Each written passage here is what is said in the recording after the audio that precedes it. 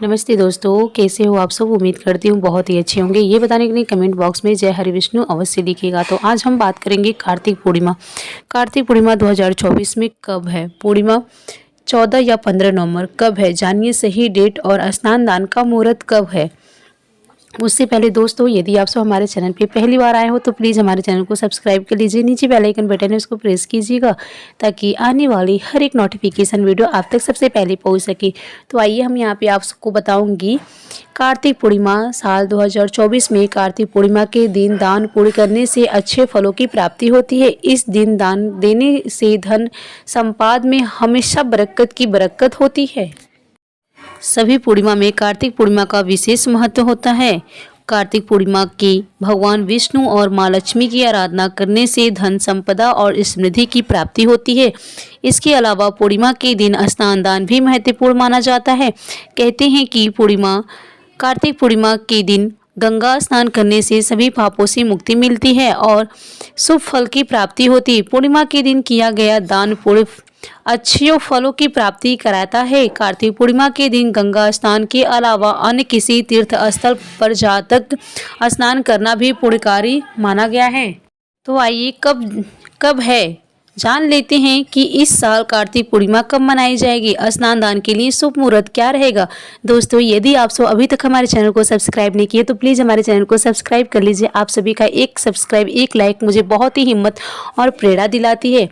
कार्तिक पूर्णिमा 2024 शुभ मुहूर्त। कार्तिक माह पूर्णिमा तिथि प्रारंभ 15 नवंबर 2024 को सुबह 6:19 पर होगा। कार्तिक माह पूर्णिमा तिथि समाप्त 16 नवंबर 2024 को सुबह 2:58 पर होगा। पूर्णिमा उपवास के दिन चंद्रोदय का समय 15 नवंबर को शाम 6:51 पर होगा। कार्तिक पूर्णिमा गंगा स्नान का मुहूर्त सुबह 4:58 से लेकर सुबह 5:51 तक रहेगा। पूर्णिमा के दिन स्नान दान का महत्व।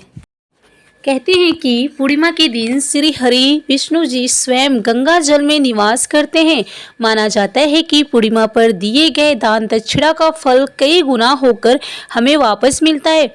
पूर्णिमा के दिन स्नान के बाद तिल, गुड़, कपास, घी, फल, अन्न, कंबल, वस्त्र आदि का दान करना चाहिए। साथ ही किसी जरूरतमंद को भोजन कराना चाहिए। शास्त्रों में किसी दिन सबसे अधिक प्रयागराज में स्नान दान का महत्व बताया गया है। लेकिन अगर आप कहीं बाहर नहीं जा सकते हैं तो घर में ही नहाने में जो आप नहाते हैं पानी में थोड़ा सा गंगा जल डालकर पवित्र नदी का ध्यान करते हुए स्नान कर लें। ऐसा करने से भी शुभ फलों की प्राप्ति होती है। अगर आप कहीं नहीं जा पाते हैं, घर से बाहर नहीं जा पाते, अगर आप जा पाते हैं तो ज़रूर जाइए, किसी भी नदी सरोवर में स्नान कर लीजिए तो आपको पूरे फल की प्राप्ति हो जाएगी। कार्तिक पूर्णिमा पर ना करें ये काम। कार्तिक पूर्णिमा पर अगर कोई आपके दरवाजे पर आए तो उसे खाली हाथ ना लौटाएं। साथ ही इस दिन गरीब, जरूरतमंद, असहाय और बुजुर्गों से कटु वचन ना बोलें। कार्तिक पूर्णिमा पर किसी का अपमान करने से बचे। ऐसा करने से देवी देवता नाराज हो जाते हैं और व्यक्ति को दोष लगता है। तो हर किसी से प्यार से बातचीत कीजिए। किसी जरूरतमंद को आप भगाइए नहीं, उसका जरूरतमंद इच्छा कुछ भी दे सकते हैं। कार्तिक पूर्णिमा पर शुद्ध और शाकाहारी भोजन के साथ ब्रह्मचर्य का पालन भी करना चाहिए। कार्तिक पूर्णिमा यानी दीपदान पर दान करना बेहद ही शुभ माना जाता है। लेकिन यहाँ भी कुछ चीज़ों के दान करने से बचना चाहिए। शास्त्रों के अनुसार इस दिन भूल से भी चांदी के बर्तन या दूध जैसी चीज़ें का दान नहीं करना चाहिए, जिससे चंद्र दोष लगता है और आर्थिक परेशानियां होती है। साथ ही ध्यान रखें कि कार्तिक पूर्णिमा पर घर का कोई भी कमरा अंधेरा नहीं रखे। ऐसा करने से माँ लक्ष्मी दरवाजे से लौट जाती हैं। तो आप कोई सा भी कमरा को बिना लाइट के नहीं रखना। आपको लाइट जरूर जला देने, कुछ ही देर के लिए जलाने, लेकिन जला देने हैं।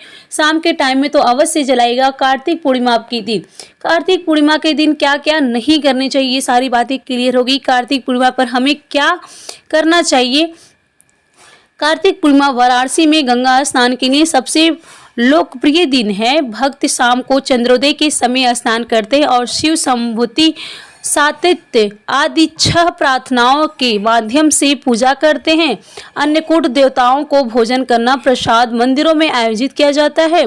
साथ ही मैं आपको बता दूं कि कार्तिक पूर्णिमा पर कितने दिए जलाते हैं। तो यहाँ पे धार्मिक मान्यताओं के अनुसार कार्तिक पूर्णिमा के दिन 365 बत्तियों का दीपक जलाने से घर का वास्तु सही होता है। साथ ही जीवन में सुख शांति समृद्धि सुखी धन वैभव और यश वास होता है। इस तरीके से आपको करना है। कार्तिक पूर्णिमा का शुभ मुहूर्त वो भी मैं आपको बता दी हूँ आगे वीडियो में।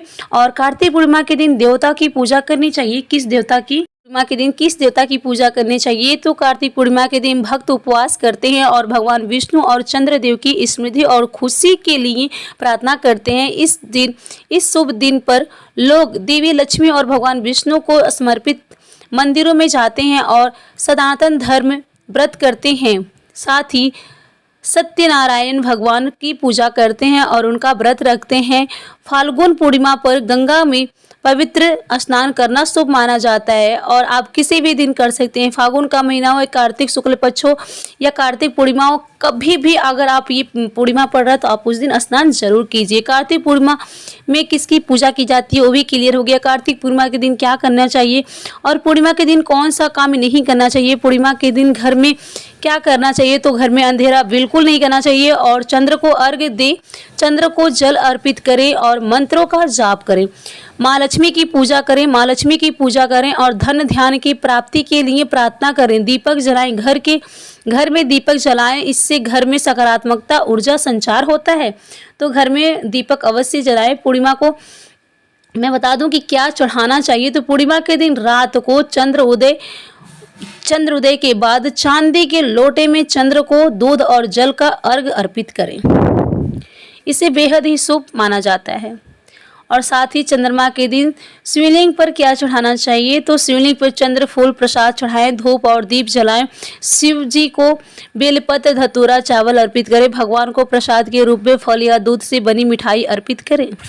इस तरीके से कर सकते हैं। और पूर्णिमा पर चंद्रमा को अर्घ्य इस तरीके से देना बेहद ही शुभ और फलदायक होता है। तो मैंने यहाँ पे सारी बातें क्लियर कर दी हूँ, आप सभी को बेहद ही अच्छी तरीके से समझ में आ गया होगा। तो उम्मीद करती हूँ आप सभी को मेरी बताई हुई बातें अच्छी लगी, समझ में आए। मैंने पूरा प्रयास किया आप सभी को समझ में आए। तो प्लीज़ हमें सपोर्ट कीजिए, ज़्यादा से ज़्यादा मुझे सब्सक्राइब कीजिए, बेल आइकन को प्रेस कीजिए ताकि आने वाले हर एक नोटिफिकेशन वीडियो आप तक सबसे पहले पहुँच सके। तो चलिए फिर मिलते हैं नेक्स्ट वीडियो में। तब तक के लिए आप सभी का बहुत बहुत धन्यवाद। नमस्कार। स्वस्थ रहिए, सुरक्षित रहिए और जहाँ कहीं भी रहिए खूब खुश रहिए।